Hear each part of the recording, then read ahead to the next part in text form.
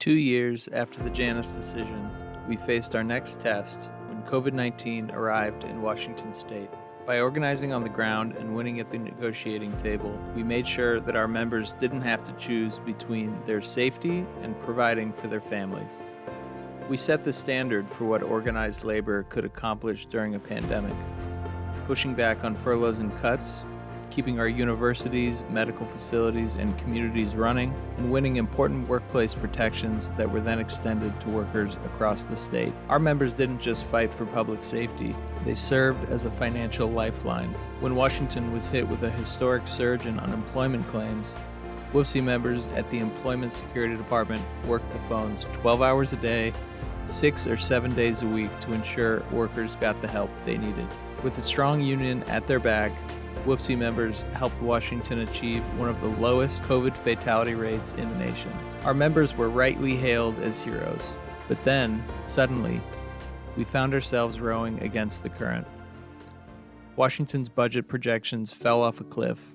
A chorus of voices, including the editorial board of the Seattle Times and, you guessed it, anti-worker billionaires and their think tanks, called on the governor to reopen our contracts, cancel previously negotiated raises, and make bold cuts to the services we provide. It's true. Economists warned that we were facing a Great Depression-sized crisis.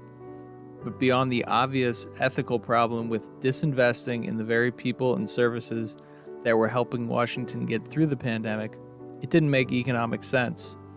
As we learned during the Great Recession, reductions in government spending on wages and services actually hurt the economy. Our union spoke up, protecting previously negotiated raises and launching the largest educational campaign in our union's history, the Put People First campaign. Participants learned how to communicate a vision for adequately funded jobs and a fair revenue system to elected officials and the public.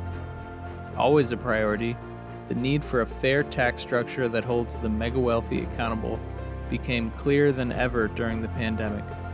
While state revenue plunged, billionaire profits skyrocketed.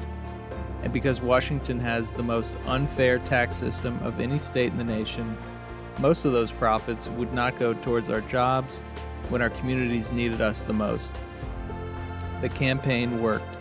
Against the odds, we negotiated 21-23 contracts with no cuts, preserving yearly step increases and maintaining our healthcare costs, a major accomplishment when the numbers said we should be looking at 30% workforce reductions. A few months later, when the economy began to recover, 6,000 WFSE members wrote letters to convince Governor Inslee to reopen our contracts, not for a cut, but for an unprecedented mid-contract raise that put us on solid footing to negotiate our 2023-2025 contracts. After months of negotiations and worksite actions, members ratified 2023-25 contracts that went down as the largest in our union's history, addressing significant pay and safety issues and mending gaping holes in our safety net. In 1956, shortly after being elected to his second stint as WFSE president, Neville Crippen said, "Our yesterdays prepare us for today." He'd seen our union overcome our underground formative years and financial struggles. They'd found their footing and were gearing up to take on the spoils system. His words remain true today.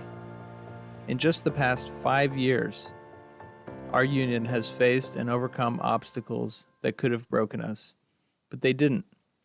We've inherited a rich history. We were prepared for today, and we're prepared for tomorrow. No project is too great that we can't accomplish it. We are history-built, future-bound.